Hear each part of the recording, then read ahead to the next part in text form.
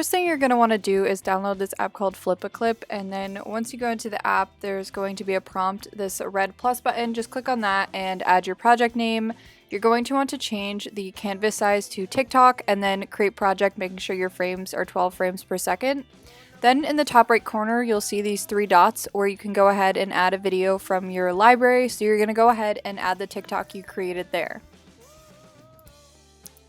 So if you don't have the upgraded app, it's going to ask you, or it's going to require you to use less than 6 seconds. I don't really care to purchase it, but if you guys are actually making animated TikToks, you can go ahead and buy it. But I just made mine less than 6 seconds and then just went to the next screen. Once it loads, you're going to see this menu here with your different effects and your different options. So there's this pen tool. You're going to want to make sure that you're using the pen because that's going to give you the nicest looking line, because the pencil looks bad and the highlighter looks bad. You also have an option to change the size by clicking on that circle and then dragging it in different directions, and it will tell you how big it is. I found that using any size from like about 10 to 12 worked the best. And then the last one is just the color selector. So you guys get a bunch of different options for different colors you can use, but I just went ahead and chose this blue one. You're also going to want to make sure that you're using layers and that you're drawing on layer 1 instead of the video, so that later on when you need to erase, or if you want to erase, you have the option to. And you'll see that in the bottom right corner, there's this tiny little icon with a 1 or a 2 on it that looks like a duplicate tool. That's where you can see the layers. So I found the easiest trick to do was kind of do stuff that grows in size. So if you guys are watching, I'm just kind of outlining Charlie, and then in the next frame, you'll see I just click on it on the bottom. I make it a little bit larger, and so the faded is showing the frame before, and then the one that's completely opaque is this current frame, so that you guys get an idea of like what it looks like from frame to frame. But anyway, I'm just drawing those 3 lines, and then I'm doing this little effect for the 4th one, and so this is the effect you get. Another popular one I know of is this, like, it's kind of like a halo circle that wraps around your whole body, like a spiral almost. So to go ahead and do that, what I did is I just started by drawing these lines, and then I moved to the next frame, and then I drew over the previous line and then continued it.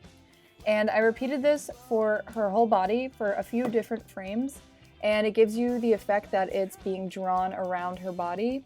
But you're also going to have to go ahead and erase, so that's why it's really important that you have this layer tool selected. So now I'll show you guys how I went ahead and did that. So you'll see in that same bar that there is an option to erase. With the red tool cup, you can click on that and then you can go to the eraser.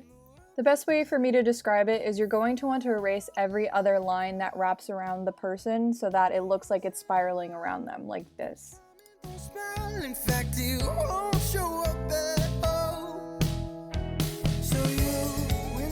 So for this part, I sped it up, but I went ahead and I'm just showing you guys a little bit of me erasing it in each frame so that it looks consistent.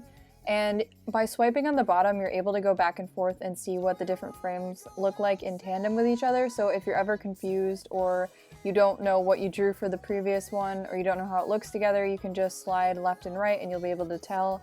And here I'm just going ahead and making the spiral go down around her and then go back up so that it gives the cool effect that I wanted it to.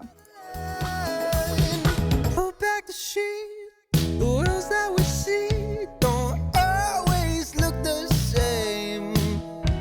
Where words have no place and time has escaped, ooh, that's where our hearts connect.